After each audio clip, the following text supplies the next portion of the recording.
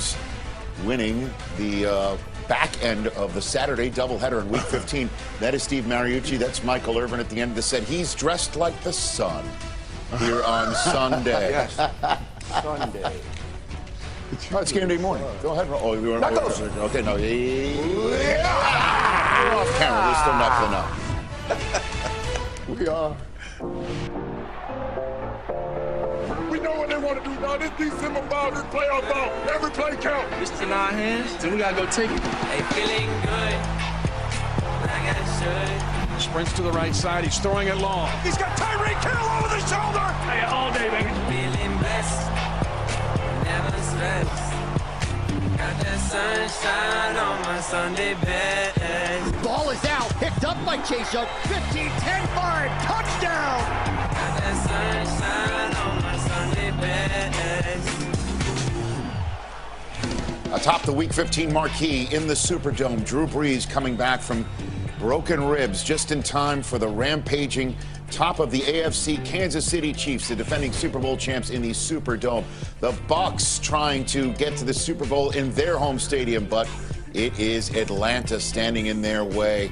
Big NFC South tilt. And then in the AFC East that the Buffalo Bills clinched last night in sunny, happy holidays, Miami Gardens.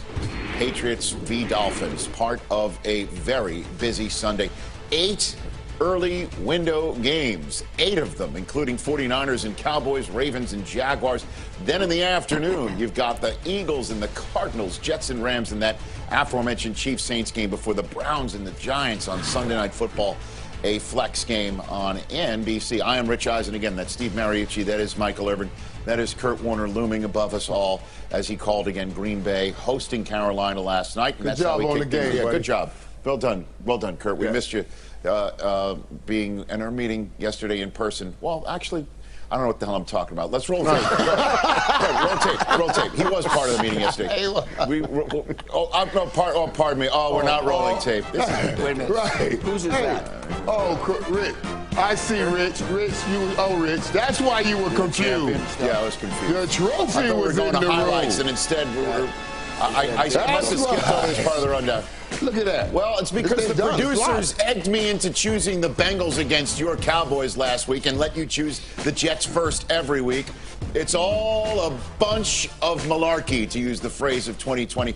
But we have tape. I'm Band-Aided as host of this show to throw to. Oh, my God. I love it. Family, they have gotten an AFC championship in Western New York again for the first time since 1995. The Chiefs are the 1 seed right now. Even if they lose in Kansas City, in New Orleans, and Pittsburgh wins on Monday, they still have a half game better conference record at the moment than Pittsburgh. So they're going to be the 1 seed no matter what happens today. But obviously for Pittsburgh fans, they will be rooting for New Orleans, which comes into today's game as the 2 seed in the NFC. And that's how we start Sunday storylines with Kurt Warner still looming from Green Bay. We'll get to you in a second. Steve, you're first here. What do you have? Okay, well, Sunday storylines. All right.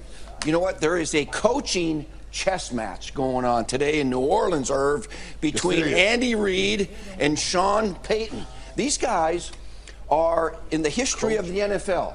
They're the number 1 and number 2 head coaches with their team, with one team, in scoring offense.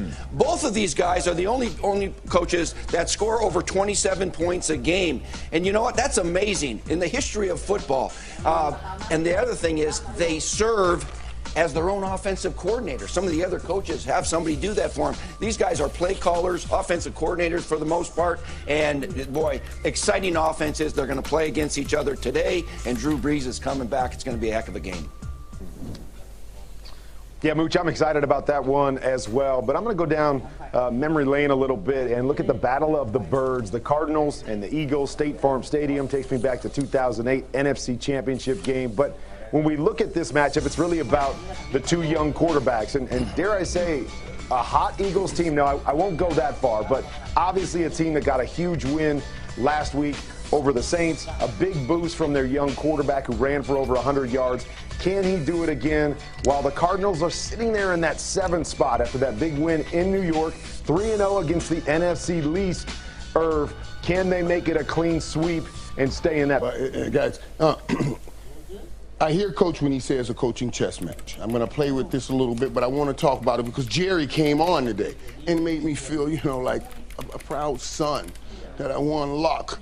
And my dad, my pops was right there. So it made me start thinking about Bill Belichick and all of, let's just call them the kids that Bill Belichick has coaching all around this league. All of them, even though 2 of them got let go. We won't even call his name this year. 2 of them got let go. This coach here, Coach Flores, is probably his best kid right now. In his second year so far, we only got so much runway. We only got these 2 years, but second year, him and Belichick years, there's so much, they look so much alike. Bill Belichick won at 6'8". He's at 6'15". He had Bill Belichick points per game, 23. He's at 25. Points allowed per game, 17. He's at 18. So is this the start of something by Brian Flores? And he gets to start it by sending Papa home. Because Papa lose the day to son, he goes home out of the playoffs. That's it. And he hadn't done that since 08. And he will have his first sub-500 season in 19 years. 19 years. That the Cowboys on with the most above 500 at 20 years. So I want Flores to get this anyway, so the Cowboys stay up. So his son sending Papa home today. And to just tie it all together with what Kurt had to say about the Eagles and the Cardinals, if the Eagles beat the Cardinals, then the winner of the Bears-Vikings game would be the 7 seed with 2 weeks to go. So Bears-Vikings has a lot on the line right there in Week 15. Oh, gosh, somebody already put the buck in Kurt's face. Oh, my creamsicle. God. Oh, my God. Here's a creamsicle. It doesn't take long. That's all right. He's got to talk like a pirate then. He's got to talk like a pirate then. Come on, Irvin. Oh, my God. Hey, that was a cool pick, too, right there, huh? Yeah. I'm going to have to repost that. A little creamsicle I gotta repost situation right there. Time to send it out to our reporters to get us ready for game day presented by Gillette. Steve Weich, first up. Good to see you on this Week 15 Sunday, Steve. Well, good morning, Rich. With Saints quarterback Drew Brees coming back from those broken ribs and standout wide receiver Michael Thomas on injured reserve with an ankle injury, it would seem like the Saints' game plan would be to establish the ground game, especially against a Chiefs defense susceptible to the run. But offensive tackle Teron Armstead said the key to the Saints' success is them establishing tempo and rhythm. To quote, he said, it's not about us taking what the defense gives us, it's about us taking what we want. And for now, in another NFC South game, let's send it to Jane Slater in Atlanta. Thanks, Steve. Good morning. Well, the last time that Tom Brady was here on this field, he was with the Patriots, winning Super Bowl 53. Today with the Bucs, he says he wants to be decisive, alert, mentally sharp when he takes this field against the Falcons, because against the Vikings, he learned he didn't do that. They were off to a slow start. Now he'll be doing that without his running back, Ronald Jones. He had a pin put in his left pinky finger this week and also ended up on the COVID list, along with the Bucs left tackle, Donovan Smith. Now to Tom Pelissero in Miami Gardens, Florida. Jane, the Dolphins and the Patriots are both banged up at the skill positions. For Miami, wide receiver Devontae Parker hopes to play today, but tight end Mike Gesicki's status in more doubt. He is considered to be a game-time decision. For New England, their leading rusher Damian Harris did not make the trip here to Miami. I'm told James White will play. He'll split carries with Sony Michel. Here's Mike Garafolo in Landover, Maryland. Tom, Dwayne Haskins gets the start for Washington today against the Seahawks. The hope, I'm told, is that it will only be a one-game absence for Alex Smith with that calf issue. The thought process was we've got a one-game lead in the division. The Giants are trying to catch us. They've got a tough game against Cleveland. Why push it? It's another leg issue for Smith. So the hope is that Haskins plays well against Seattle today. Now to Aditi Kinkhabwala in Baltimore. Mike, the Ravens the last 2 weeks have certainly returned to the form that had them running through the league a year ago. I asked John Harbaugh, is there a different juice to December? He said absolutely. He said he's told his team they will remember what you do in December. Today against the Jaguars, what the Ravens are hoping to do is continue to play to get them into January. Now let's go to Ian Rappaport, our insider.